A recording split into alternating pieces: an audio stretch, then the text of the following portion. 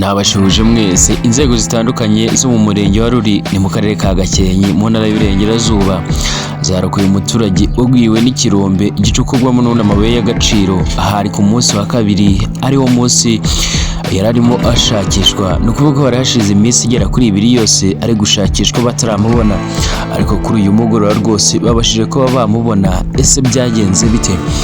Reka tuve mu zindi bivuze ngo iby'iyi nkuru mbasha gusobanurira, ariko reka manze ngusuhuze kandi nkwifuriza ibihe byiza mu bana natwe umunsi ku munsi ukunda inkuru n'ibiganiro tugenda tubagezaho muri rusange uba buri mu Rwanda cyangwa se hakurya y'imbibi z'u Rwanda. Ndakwifuriza kugubwa neza cyane, ndakwibutsa rwose gukanda subscribe ahanditse subscribe nyine ugakanda n'inyuma gato yakunzogera kugira ngo ubashe kuzajya ukurikirana amakuru yacu agiye atandukanye tugenda tubagezaho umunsi ku munsi.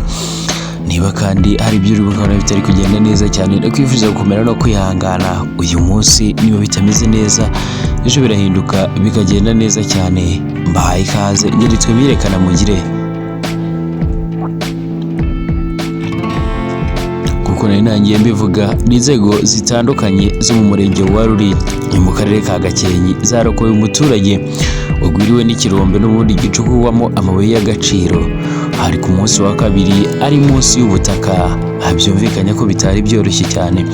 Umunyamabanga nshingwabikorwa w'umurenge wa Ruli yitwa Kizimana Jean Bosco yabwiye ikinyamakuru igihe ko iki kirombe gicukurwamo n'ikigo n'ubundi Ruli Mining Trader Limited cyagwiriwe n'ubundi cyagwiriye abantu babiri kuri uyu wa gatatu n'ubundi, ariko umwe aratabarwa ahita ajyanwa kwa muganga.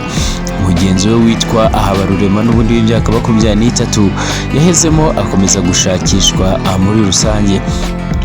Igikorwa cyo kumushakisha kuri uyu wa gatatu n'ubundi cyitabiriwe n'abayobozi barimo guverineri w'intara y'Amajyaruguru Nyirarugero Dansire, umuyobozi w'akarere ka Gakenke Nizeyimana Jean Marie Vianney n'abayobozi b'inzego z'umutekano nka polisi ndetse na RIB.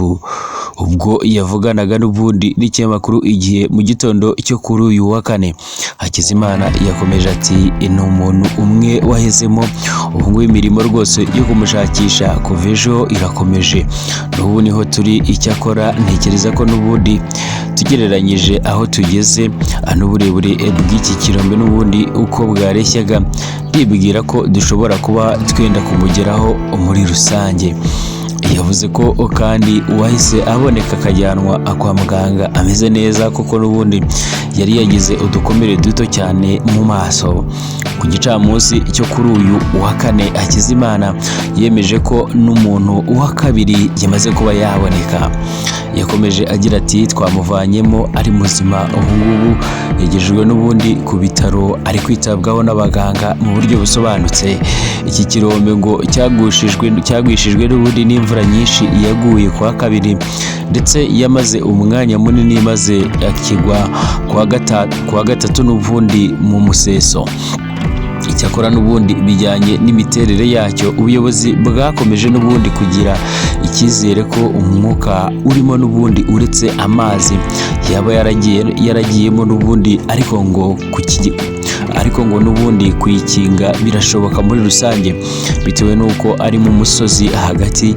Ntabwo byashobokaga ko n'ubundi hakwifashishwa imashini mu gushaka n'ubundi uyu muntu, hakomeza gukoresha ibikoresho by'amaboko muri rusange. Nyuma y'iyi mpanuka kandi ubuyobozi n'ubundi bw'umurenge wa Ruli n'akarere ka Gakenke bwahise bukora igenzura n'ubundi no mu bindi birombe harebwa niba koko nta byangijwe n'ubundi n'imvura bishobora n'ubundi guteza izindi mpanuka nk'uko byagenze kuri iki kirombe. Ibirombe n'ubundi bigera muri 300 bibarirwa n'ubundi muri uyu murenge 27 byabaye bihagaritswe by'agateganyo muri rusange.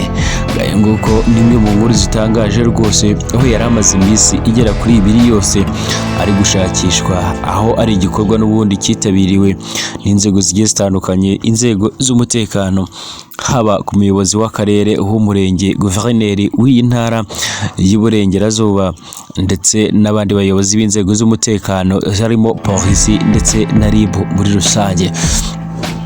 ni mu gihe mu yandi makuru n'ubundi agezweho muri Repubulika ya Demokarasi ya Kongo haravugwa yuko n'ubundi perezida wa Afurika y'Epfo yitwa Ramaphosa yamaze kuba yakwemerera n'ubundi ubufasha iki gihugu cya Repubulika ya Demokarasi ya Kongo mu kohereza y'ingabo n'ubundi zizayifasha kurwanya imitwe yitwaje intwaro irimo n'umutwaye M23 ukomeje kubiza icyuya perezida Tshisekedi muri rusange.